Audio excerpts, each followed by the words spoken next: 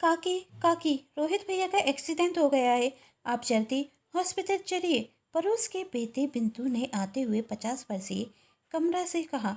बेटे के एक्सीडेंट की बात सुन कमरा घबरा जाती। उसके हाथ से गाजर का हलवा गिर जाता जो उसने अपने बेटे रोहित के जन्मदिन पर बनाया था। क्या? कैसे? कमरा पूछती और जल्दी से हॉस्पिटल पहुंच जाती, जहां डॉक्टर कमरा से कहते कंडीशन बहुत सीरियस है, हमें कल तक ऑपरेशन करना होगा, आप जल्दी से 2 लाख रुपए जमा कर दीजिए।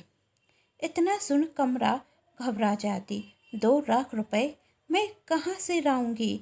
इतनी बड़ी रकम का इंतजाम मैं कहाँ से करूँगी? भैया को फ़ोन करती हूँ, वही ज़रूर मेरी मदद करेंगे। सोचते हुए कमरा अपने भाई गौरव को फ़ोन करती। गौरव कमरा का फ़ोन नहीं उठाता। वह बार बार गौरव को फ़ोन करती। 2-4 बार फ़ोन करने के बाद जब गौरव फ़ोन उठाता तो गुस्से में कहता, दीदी मैं ज़रूरी मीटिंग में हूँ, आपसे बाद में बात करता हूँ। भैया मैं बहुत मुश्किल में हूँ, फ़ोन मत रखना, कमरा ने एकदम से कहा और सारी घटना बताते हुए 2 लाख रुपए मांगे। तब गौरव कहता, हेलो दीदी, क्या हुआ? आवाज़ नहीं आ रही है। हेलो हेलो कहते हुए गौरव फ़ोन रख देता। कमरा फिर से गौरव को फ़ोन करती, पर फ़ोन स्विच ऑफ आ रहा था। भैया तो फ़ोन नहीं उठा रहे हैं, अब कौन मेरी मदद करेगा? कमरा सोच रही थी, अब क्या करूं?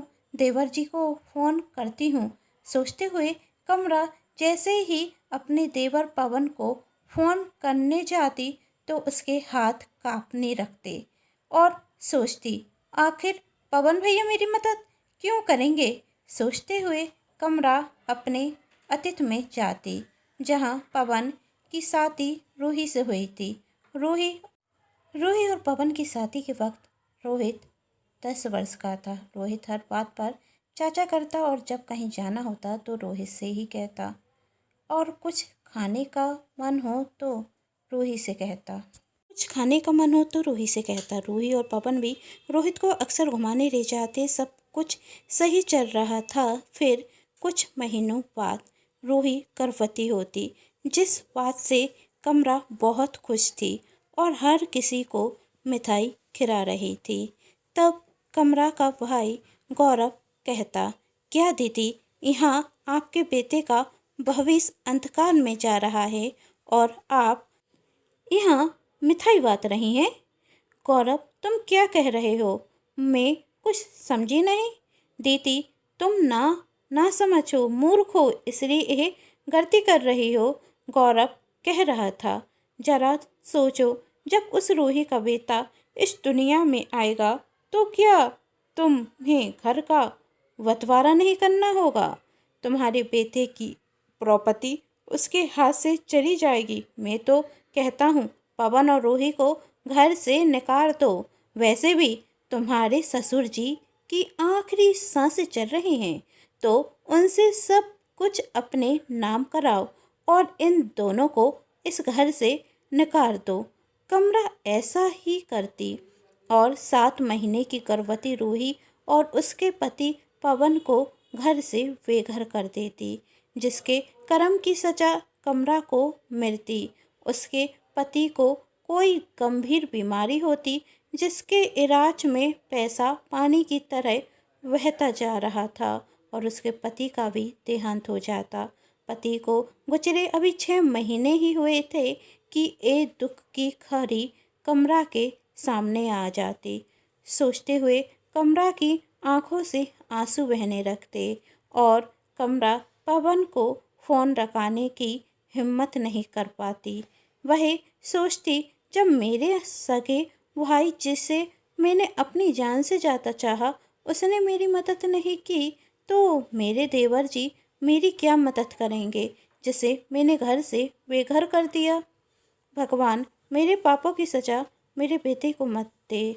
देनी है तो मेरी जान ले ले, पर मेरे बेटे को जीवन दान देते आज के ही दिन तो आपने उसे मेरी झोली में डाला था। और आज के दिन ही आप उसे मुझसे छीन रहे हैं। ये कैसा न्याय है तेरा? मुझे मेरी गलती का एहसास है, मुझे माफ़ कर दे। कमरा अपनी जान पहचान पारो पड़ोसियों सबसे मदद मांगती, पर कमरा की मदद कोई नहीं करता। पूरी रात कमरा को नींद नहीं आती। वह अपने बेटे के पास ही बैठी रही।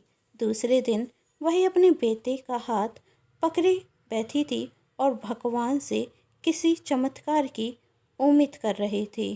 तभी डॉक्टर वहाँ आते। डॉक्टर को देख कमरा कहती, डॉक्टर साहब, अभी मेरे पास इतने पैसे नहीं कि मैं अपने बेटे का इलाज करा सकूं, पर आप मेरे बेटे का ऑपरेशन कर दीजिए। मैं धीरे धीरे कर कर पूरे पैसे जमा कर दूंगी।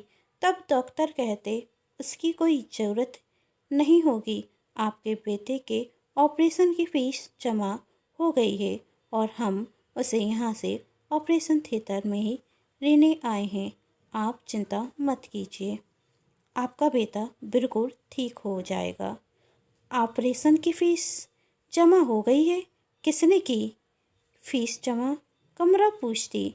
वही पति पत्नी बाहर ही खड़े हैं, आप जाकर मिल लीजिए, डॉक्टर कहते। कमरा जब बाहर जाती तो देखती पवन और रूही दरवाजे पर हैं। पवन रूही को देख कमरा उनसे माफ़ी मांगती और शुक्रिया करती और पूछती, आपको कैसे पता चला कि रोहित? तब पवन कहता, भाभी, आपके पड़ोसियों से हमें पता चला गया था और जैसे ही हमें जानकारी मिली तो हम दौड़े चले आए। यहाँ आकर हमें पता चला कि रोहित का ऑपरेशन होना है, तो डॉक्टर से हमने कह दिया हमारे बेटे को कुछ नहीं होना चाहिए। इतना सुन कमरा रोते हुए कहती, समझ नहीं आता आप दोनों का शुक्रिया कैसे करूं। तब रोहित कमरा को संवारती और कहती, भाभी, हमारे बेटे रोहित को कुछ नहीं होगा। चलिए हम भगवान से प्रार्थना करते हैं, रोहित ठीक हो जाएगा। थोड़ी देर बाद रोहित ठीक हो जाता, फिर सब मिलजुल कर एक साथ रहते। यदि आप सभी को कहानी पसंद आई है तो चैनल को सब्सक्राइब, वीडियो को लाइक एंड शेयर करना बिल्कुल ना भूलें। Thanks for watching.